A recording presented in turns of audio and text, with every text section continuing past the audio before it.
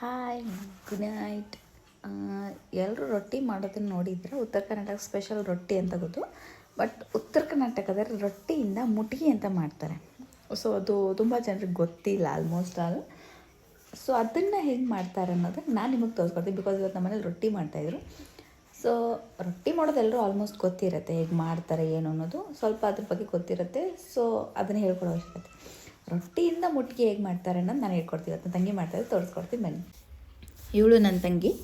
So ಇವಾಗ ರೊಟ್ಟಿ ಮಾಡ್ತಾ ಇದ್ದಾಳೆ. ರೊಟ್ಟಿನ ನೀವು ತೆಳ್ಳಗೆ ಮಾಡ್ಕೋಬಾರ್ದು. ಇದಕ್ಕೆ ಆ್ಯಕ್ಚುಲಿ ದಪ್ಪದಾಗಿರಬೇಕು. ಸ್ವಲ್ಪ ದಪ್ಪದಾಗಿ ಅಂದರೆ ಒಂದು ರೊಟ್ಟಿ ಮಾಡುವಲ್ಲಿ 2-3 ರೊಟ್ಟಿ ಆಗುವಷ್ಟು ನೀವು ಹಿಟ್ಟನ್ನ ತೊಗೊಂಡ್ಬಿಟ್ಟು ಈ ರೀತಿ ಅದನ್ನು ಬಡ್ಕೋಬೇಕು.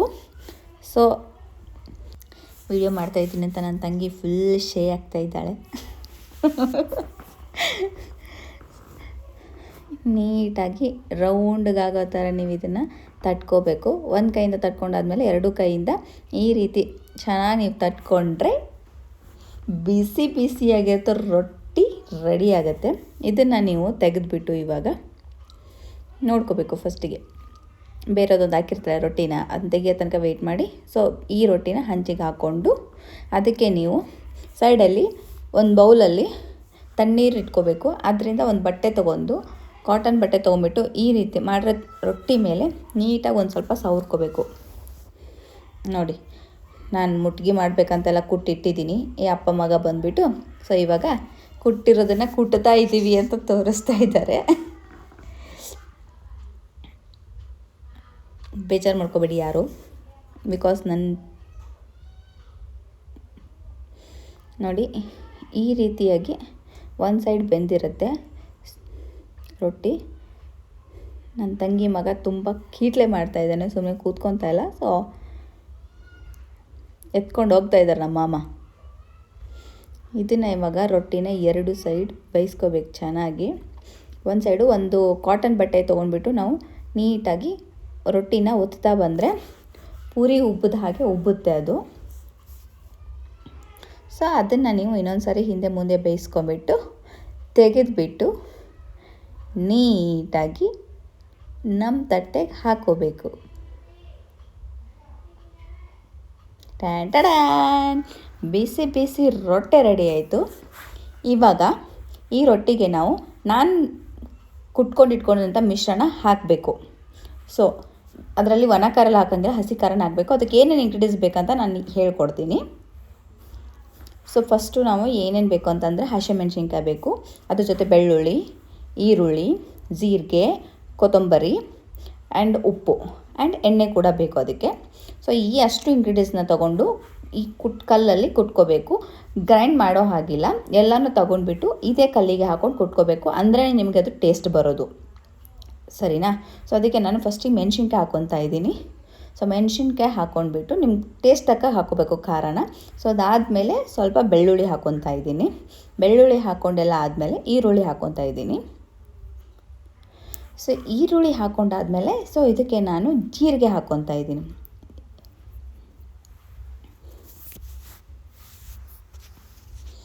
ಸೊ ನೋಡ್ಕೊಂಡು ಕ್ವಾಂಟಿಟಿ ತೊಗೊಂಡು ಹಾಕ್ಕೋಬೋದು ನೀವು.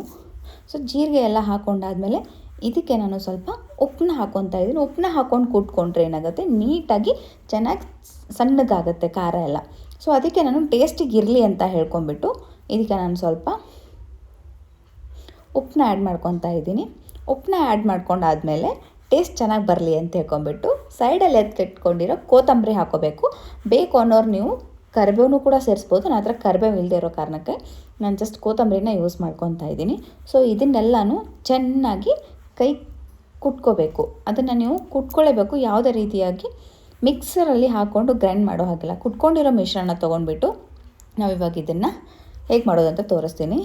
ಸೊ ಆ ಮಿಶ್ರಣ ತೊಗೊಂಡ್ಬಿಟ್ಟು ಬಿಸಿ ಬಿಸಿಯಾಗಿ ಮಾಡ್ಕೊಂಡಿರೋ ರೊಟ್ಟಿಗೆ ಹಾಕಬೇಕು. ಸೊ ಬೇಕು ಅನ್ನೋರು ಸ್ವಲ್ಪ ಖಾರ ಜಾಸ್ತಿ ಆಗಿದ್ದರೆ ನೋಡ್ಕೊಂಡು ಹಾಕ್ಕೊಳ್ಳಿ. ಅದಕ್ಕೆ ನಾನು ಸ್ವಲ್ಪ ಉಪ್ಪಿನಕಾಯಿ ಸೇರಿಸ್ಕೊತಾ ಇದ್ದೀನಿ. ಉಪ್ಪಿನಕಾಯಿ ಸೇರಿಸ್ಕೊಂಡ್ರೆ ಸ್ವಲ್ಪ ಹುಳಿ ಫ್ಲೇವರ್ ಬರುತ್ತೆ. ಸೊ ಆದ್ದರಿಂದ ನಮ್ಮ ಮನೆಯಲ್ಲಿ ಮಾಡಿರೋಂಥ ಉಪ್ಪಿನಕಾಯಿನೇ ಇದು. ಸೊ ಈ ಉಪ್ಪಿನಕಾಯಿನ ತೊಗೊಂಡು ಸೇರಿಸ್ಕೊತಾ ಇದ್ದೀನಿ. ಆ್ಯಂಡ್ ಜೊತೆಗೆ ಎಣ್ಣೆ ಕೂಡ ಹಾಕ್ಕೊತಾ ಇದ್ದೀನಿ. ಫಸ್ಟ್ ಎಣ್ಣೆ ಹಾಕ್ಕೊಂಬಿಟ್ಟು ಆಮೇಲೆ ಉಪ್ಪಿನಕಾಯಿ ಹಾಕ್ಕೊತೀನಿ. ಕ್ವಾಂಟಿಟಿ ಎಷ್ಟು ಬೇಕಾಗುತ್ತೆ ನೋಡ್ಕೊಂಬಿಟ್ಟು. ಸೊ ಫಸ್ಟ್ ಚೆನ್ನಾಗಿ ಎಷ್ಟು ಬೇಕಂತ ಎಣ್ಣೆನ ಹಾಕ್ಕೋಬೇಕು. ಎಣ್ಣೆನ ಹಾಕ್ಕೊಂಡೆಲ್ಲ ಆದಮೇಲೆ ಸೊ ನೋಡಿಕೊಂಡು ಜಾಸ್ತಿ ಹಾಕ್ಕೋಬೇಡಿ, ಸ್ವಲ್ಪನೇ ಸ್ವಲ್ಪ ಟೇಸ್ಟಿಗಿರಲಿ ಅಂತ ಅಂದ್ಕೊಂಬಿಟ್ಟು ಸ್ವಲ್ಪನೇ ಸ್ವಲ್ಪ ಉಪ್ಪಿನಕಾಯಿ ರಸ ಹಾಕ್ಕೋಬೇಕು. ಯಾವುದೇ ರೀತಿ ಅಂತ ಗಟ್ಟಿಯಾದಂಥದ್ದು ಹಾಕ್ಕೋಬಾರ್ದು, ಜಸ್ಟ್ ರಸ ಏನು ಬರುತ್ತೆ ಅದನ್ನು ನಾವು ಹಾಕ್ಕೋಬೇಕು.